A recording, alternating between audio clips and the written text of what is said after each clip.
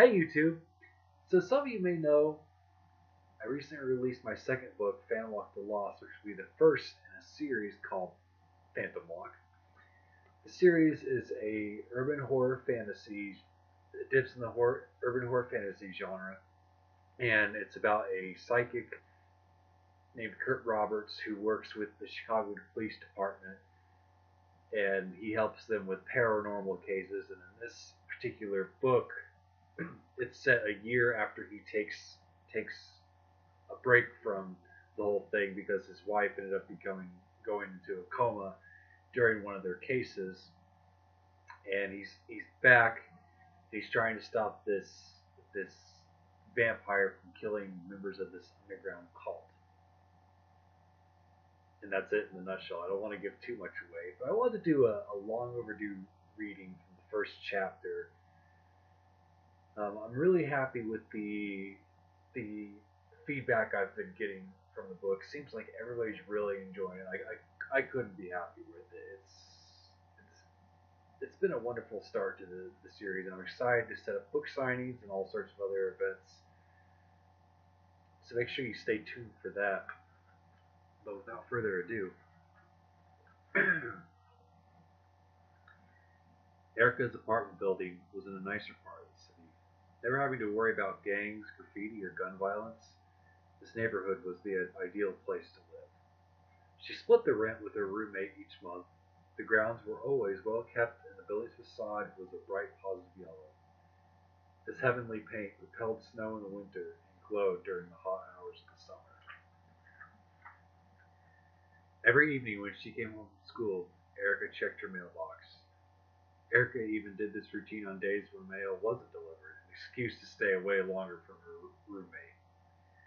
By now, the couch in the entryway would be covered in potato chip crumbs, crushing and breaking into more pieces as her roommate shifted to get comfortable. As expected, Erica's mailbox was empty. Reaching in, she pulled out some imaginary envelopes. Grasping them firmly within the clutches of her pointer finger and thumb, she began sorting through them. Bill, ooh, fan mail. Folding up her fan mail and tucking it into her back pocket, Erica began her ascension up the creaky stairs. Carpeted in a rough and bubbled pattern, the lack of style constantly puzzled her.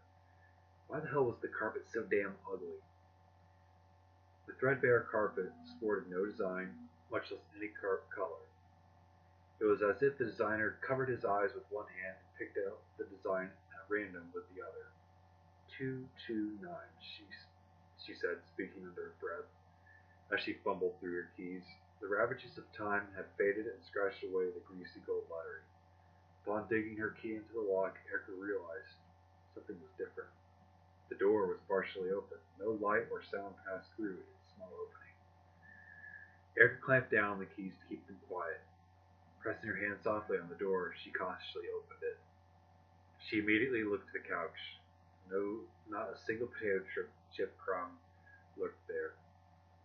Perhaps Theos was out for the night, she pondered, laying her books on the couch arm. Surely no man would want a barely bathed female who spilled out like old cookie dough, but knowing full well the world was full of disappointments, perhaps her roommate was another person's problem tonight. Locking the door behind her and scolding the lazy roommate, Erica felt no desire to ease down for the night. Her brain pushed hard against her skull, leaning on the bone for support. Placing her hands on her forehead to try and ease the pain, the engineer took a deep, heavy breath, letting her lungs expand and deflate so slowly. Her body urged Erica to lay on the soft bed and crash. With one hand still placed on her forehead, Erica shuffled her way into the bathroom. Flipping the light switch, the bulb's glow blinded Erica's eyes for a moment. Out of sheer reflex, she shielded them, allowing her pupils to adjust. Fatigue began to take her as she sluggishly opened the mirrored cabinet above the bathroom sink.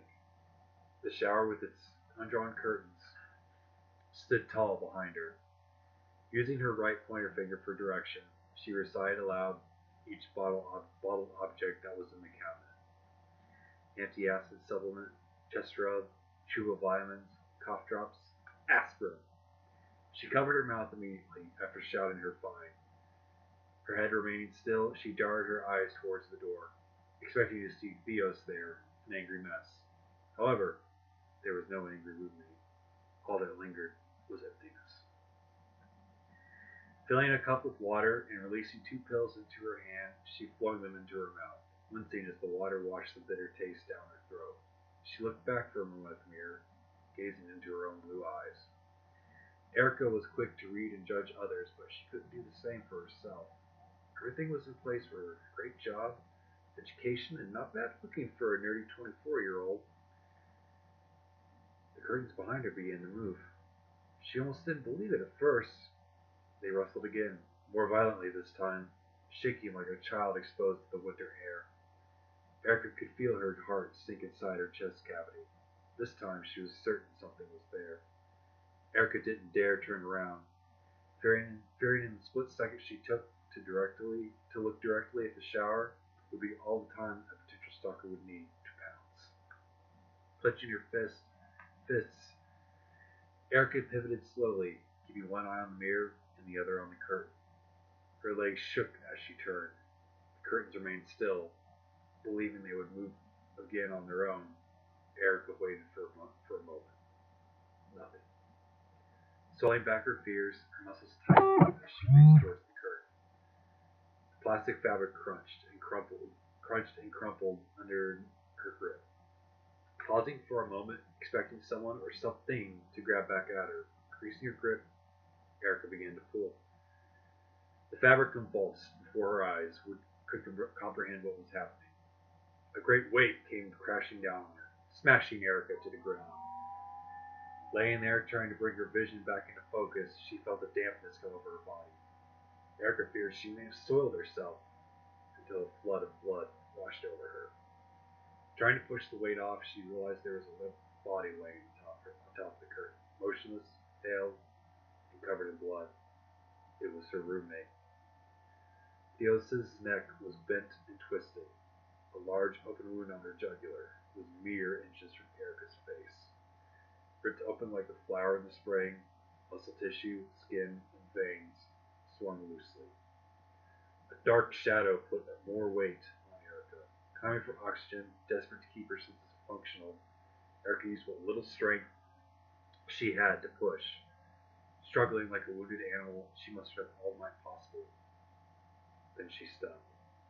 Long, creamy white hair dripped down and brushed her face. It had a musty ash smell to it. Her nose twitched and burned as the sensation attacked.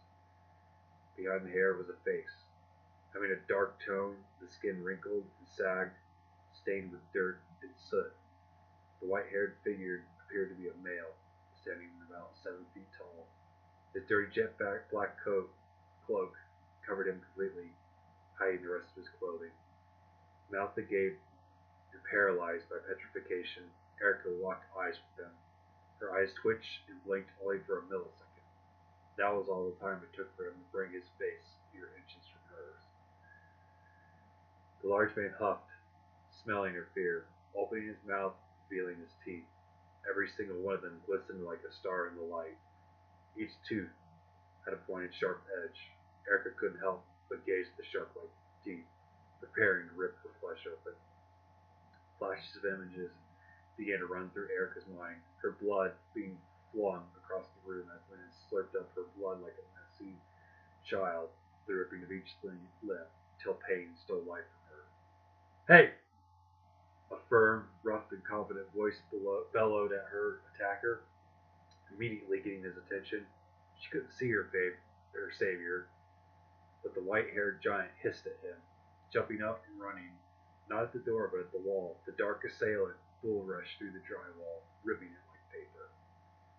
Erica lost sight of him, but could hear him tearing further through the other apartments. Erica felt the warm touch of her rescuer cupping her hands. As he spoke, his voice, still sandpaper rough, but a bit cozier. "Are you all right?" Dazed, Erica stared at him blankly, attempting to dig up words. However, fear had momentarily stolen her voice. The man was older, in his early 50s. His brown hair with touches of gray flowed back slightly away from his head. He wore a pair of faded jeans, a muted brown shirt covered by a dull green jacket. His face was his most notable feature. Etched with many creases and lines, the man's face reminded her of a roadman, intensifying every time he spoke. The man's blue eyes held firm and calm, but weighted with spirituality. Feeling the man's gentle grip once more, he said, "My name is Kurt Roberts. I need you to call the police and stay here." He released his hand from hers, shifting his body and attention to the busted wall.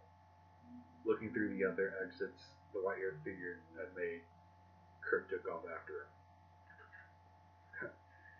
Not bad, huh?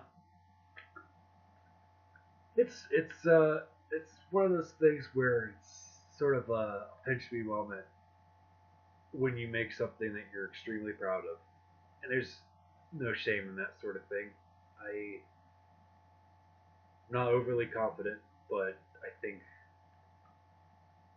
this book is something that is really special to me, and I hope it will end up being special to others too.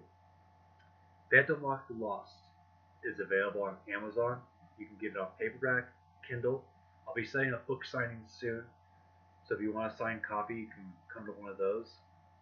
The sequel, I don't know when that's going to come out, but it'll be out eventually.